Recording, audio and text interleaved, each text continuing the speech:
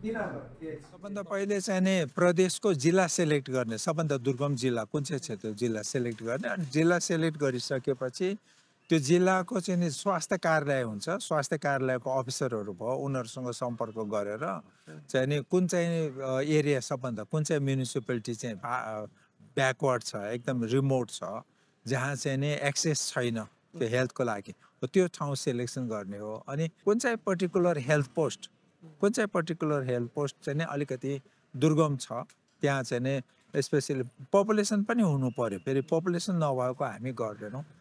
हामीले सोचेको जस्तो राम्रो छ, ट्रेनिङ लिनु इन्ट्रेस्ट छ, त्यहाँ चाहिँ गर्भवती पनि धेरै आउँछ भन्यो भने तिनीहरूलाई दिने हो हामी ट्रेनिङ। पछि त्यो जुन गर्भवती महिलाहरूलाई जाँच गर्छ त्यो चाहिँ सितेमा जाँच गर्छ। त्यो चाहिँ फ्री हो।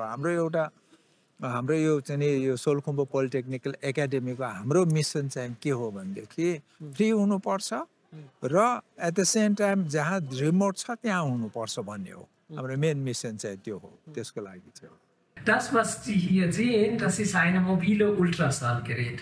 Und das ist total wichtig für Nepal. Mit dem Gerät nach 21 Tagen Schulung gehen die Hebammen in Dorf vor Ort und untersuchen sie die schwangere Frauen, die nicht leisten können. Und damit leisten wir eine riesige Hilfe für im Gesundheitssektor. Das ist auch ein wichtiges Projekt für uns. Das ist schon drittes Mal und Dr. Sherpa ist mit mir hier zusammen und er macht das als Partnerorganisation. There were no ultrasound. She did not know what complications she had. So she at the time of delivery she went to hospital, but she died on the way because she delivered on the way. Because she did not know that the complications. So that is why with the ultrasound training, they can find out the problems before, and then later on she can be sent to hospital timely, and she would have been survived. नमस्ते, मेरो नाम मेलिना मगर। म चाहिँ चम्पादेवी गाउँपालिका स्वास्थ्य चौकी बल्लभपुरबाट हो।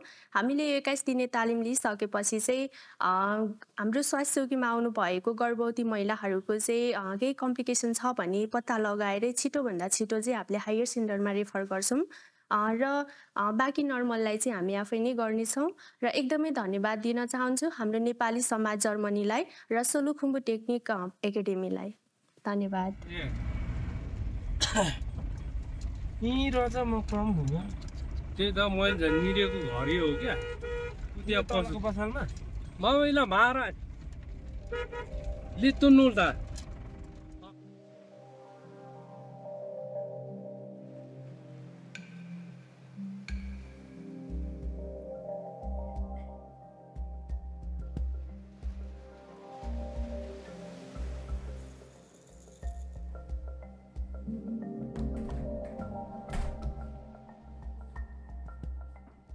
मैले चाहिँ अल्ट्रासाउन्डको ट्रेनिङ लिएर आइसकेपछि चाहिँ मेरो आज फर्स्ट डे थियो र मेरो आज फर्स्ट डेमा चाहिँ एकदमै राम्रो भयो किनकि म पहिला चाहिँ पालपिट गरेर मात्रै गर्भवती महिलाहरूलाई सेवा दिन्थेँ भने आज चाहिँ मैले अल्ट्रासाउन्ड भिडियोबाट नै देख्न पाइयो र गर्भवती महिलाहरूलाई पनि देखाउँदै उहाँहरूको बच्चाको अवस्था कस्तो छ भनेर देखाउन पाइयो र एकदमै खुसी छु। पहिला चाहिँ हामी भिडियो अरू ठाउँबाट लिएर आएको रिपोर्ट हेर्थ्यौँ भने अहिले चाहिँ हामी आफैले गरेर उहाँहरूलाई चाहिँ सेवा दिन पाउँदाखेरि एकदमै खुसी छु र गर्भवती महिलाहरू पनि एकदमै खुसी हुनुहुन्छ।